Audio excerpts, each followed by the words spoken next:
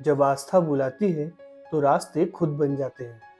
नमस्कार दोस्तों, स्वागत है आपका एक ऐसी दिव्य यात्रा में जहां हर कदम पर श्रद्धा है, हर सांस में विश्वास है और हर मोड़ पर एक नई अनुभूति।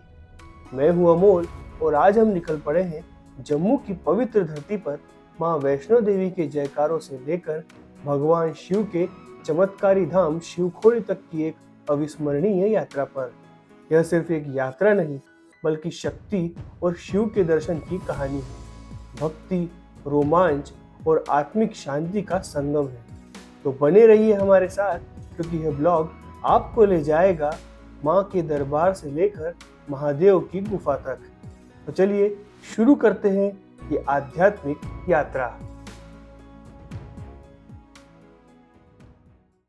वैष्णो देवी यात्रा के लिए आपको कटरा पहुंचना होगा। लगभग हर शहर से कटरा के लिए डायरेक्ट ट्रेन मिल जाती है। इसके अलावा आप जम्मू तक भी ट्रेन या फ्लाइट से आ सकते हैं, जहां से आपको कटरा के लिए डायरेक्ट ट्रेन या बस मिल जाएगी। कटरा पहुंचकर आपको कई प्राइवेट होटल्स और धर्मशाला मिल जाएंगे, जहां आप रुक सकते हैं। माता वैष्णो देवी की कथा त्रेता युग से जुड़ी है। त्रेता युग में धरती पर असुरों का आतंक था। लोगों को बचाने और धर्म की स्थापना के लिए मां काली, लक्ष्मी और सरस्वती ने मिलकर वैष्णवी के रूप में अवतार लिया। त्रेता युग में भगवान राम ने सीता की खोज के दौरान रामेश्वर तट पर ध्यानमग्न वैष्णवी को देखा। वैष्णवी ने भगवान राम को पति रूप में पाने की इच्छा व्यक्त की। भगवान राम ने उन्हें समझाया कि इस अवतार में उन्होंने सीता से विवाह किया है और एक पत्नी व्रत लिया है। उन्होंने एक वचन दिया कि यदि लंका से लौटते समय वह उन्हें पहचान लेगी तो वे उनसे विवाह करेंगे। जब भगवान राम लंका से लौटे तब माया के कारण वैष्णो देवी उन्हें पहचान नहीं सकी। वैष्णो देवी की मनोकामना पूरी करने और उन्हें सांत्वना देने के लिए भगवान राम ने उन्हें त्रिकुटा पर्वत पर एक दिव्य गुफा में महाकाली, लक्ष्मी और महासरस्वती के रूप में निवास करने का आदेश दिया। उन्होंने यह भी कहा कि कलयुग के अंत में जब वे कल्कि अवतार लेंगे तब वे उनसे विवाह करेंगे। मान्यता है कि तभी से माता वैष्णो देवी उस गुफा में भगवान राम के कल्कि अवतार की प्रतीक्षा कर रही हैं और हनुमान जी उनकी सेवा में हैं। एक कथा के अनुसार पंडित श्रीधर ने माता वैष्णो देवी को प्रसन्न करने के लिए भंडारा किया, जिसमें भैरवनाथ अपने 360 शिष्यों के साथ आधम के और भोजन की मांग की, लेकिन उनके मन में दुष्टता थी। भैरवनाथ को माता की दिव्यता पर विश्वास नहीं था और वे अपने अहंकार में चूर थे। वे माता को एक कन्या समझकर उनका पीछा करने लगे। माता वैष्णो देवी ने भैरवनाथ को चेताया, लेकिन जब वह नहीं माना तो वे एक गुफा में प्रवेश कर गई। उन्होंने उस गुफा में 9 महीने तक तपस्या की। यह गुफा अर्धकुंवारी के नाम से जानी जाती है। भैरवनाथ ने गुफा का रास्ता रोका। तब माता की रक्षा के लिए हनुमान जी ने भैरव से युद्ध किया, लेकिन भैरव शक्तिशाली था और हनुमान जी थकने लगे। जब हनुमान जी निढाल हो गए तब माता वैष्णो देवी ने महाकाली का रूप धारण किया और भैरवनाथ का सिर धड़ से अलग कर दिया।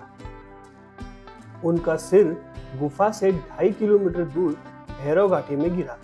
मरते समय भैरवनाथ ने क्षमा याचना की और माता ने उन्हें मोक्ष दिया और वरदान दिया कि जो भक्त माता के दर्शन के बाद उनके मंदिर के दर्शन करेगा उसकी यात्रा पूर्ण मानी जाएगी। यह कथा माता के भक्तों के प्रति प्रेम और दुष्टों के अंत को दर्शाती है, जिससे भैरवनाथ का घमंड टूटा और उन्हें मुक्ति मिली, जिससे आज भी वैष्णो देवी यात्रा में भैरव दर्शन का महत्व है। वैष्णो देवी में वैष्णो देवी श्राइन बोर्ड इस पूरी यात्रा को मैनेज करता है, जहां श्राइन बोर्ड द्वारा भक्तों के लिए कई होटल्स और भोजनालय भी बनाए गए हैं। इसके अलावा श्राइन बोर्ड द्वारा भक्तों को और भी कई सुविधाएं, जैसे अर्धकुंवारी से भवन तक बैटरी कार, भवन से भैरव घाटी तक रोपवे, भवन और अर्धकुंवारी पर रहने के लिए भक्त निवास जैसी कई सुविधाओं की बुकिंग आप ऑनलाइन कर सकते हैं, जिससे यात्रा और आसान हो जाती है। वैष्णो देवी यात्रा के सेपरेट डिटेल वीडियो आपको हमारे चैनल पर मिल जाएंगे, जिसमें कटरा से पैदल भवन और फिर भैरव घाटी तक की यात्रा और यात्रा में आने वाले मुख्य स्थानों के दर्शन और कंप्लीट इंफॉर्मेशन मिलेगी। इसकी लिंक डिस्क्रिप्शन में है। वैष्णो देवी यात्रा के बाद अब हम जाने वाले हैं भगवान शिव के दिव्य स्थान शिव खोड़ी के दर्शनों के लिए।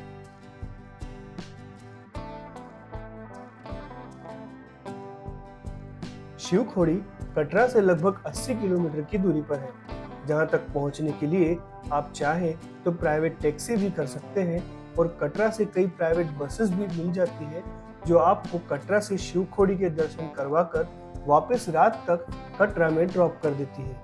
इस यात्रा में और भी कई मंदिरों के दर्शन भी करवाए जाते हैं, जिसकी बुकिंग आपको एक दिन पहले ही करवानी होती है। शिव खोड़ी में खोई का मतलब है गुफा और शिव खोड़ी का मतलब है भगवान शिव की गुफा, जहां तक पहुंचने के लिए लगभग 5 किलोमीटर का ट्रैक करना पड़ता है। शिव खोड़ी की कहानी जम्मू कश्मीर की एक पौराणिक कथा है। एक शक्तिशाली राक्षस भस्मासुर ने कठोर तपस्या करके भगवान शिव को प्रसन्न किया और वरदान मांगा कि वह जिस किसी के सिर पर हाथ रखेगा वह भस्म हो जाएगा। शिव ने प्रसन्न होकर यह वरदान दे दिया। वरदान मिलते ही भस्मासुर ने शिव को ही भस्म करने का इरादा किया और उनके पीछे पड़ गया। शिव और भस्मासुर के बीच भीषण युद्ध हुआ। भस्मासुर को वरदान देने के कारण शिव उसका वध नहीं कर सकते थे। युद्ध से बचने और छुपने के लिए शिव ने एक गुफा बनाई, जिसे शिव खोड़ी कहा गया। इस गुफा का प्रवेश द्वार इतना सकरा था कि सिर्फ शिव, पार्वती और नंदी ही प्रवेश कर सकते थे। इससे भस्मासुर बाहर ही रह गया। भगवान विष्णु ने मोहिनी का रूप धारण किया और भस्मासुर को मोह लिया। नृत्य करते समय मोहिनी के बताए अनुसार भस्मासुर ने अपने सिर पर ही हाथ रख लिया और खुद ही भस्म हो गया। गुफा के अंदर 4 फीट ऊंचा प्राकृतिक शिवलिंग है, जिस पर हमेशा जल की धारा गिरती रहती है। गुफा की छत पर भगवान शिव के वासुकी नाग जैसी आकृति और नंदी, पार्वती की प्राकृतिक प्रतिमाएं भी हैं। माना जाता है कि सच्चे मन से यहाँ मन्नत मांगने पर भगवान शिव मनोकामना पूर्ण करते हैं। कुछ किंवदंतियों के अनुसार यह गुफा स्वर्गलोक की ओर जाती है और पुराने समय में साधु संत इसका इस्तेमाल अमरनाथ जाने के लिए करते थे। शिव खोड़ी यात्रा का सेपरेट डिटेल ब्लॉग आपको हमारे चैनल पर मिल जाएगा।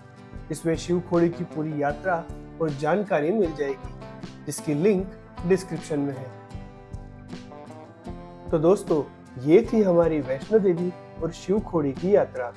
उम्मीद है आपको ये वीडियो पसंद आया होगा। वीडियो अच्छा लगा हो तो वीडियो को लाइक और शेयर करना ना भूलें, और चैनल पर नए हैं तो चैनल को जरूर से सब्सक्राइब कर लें।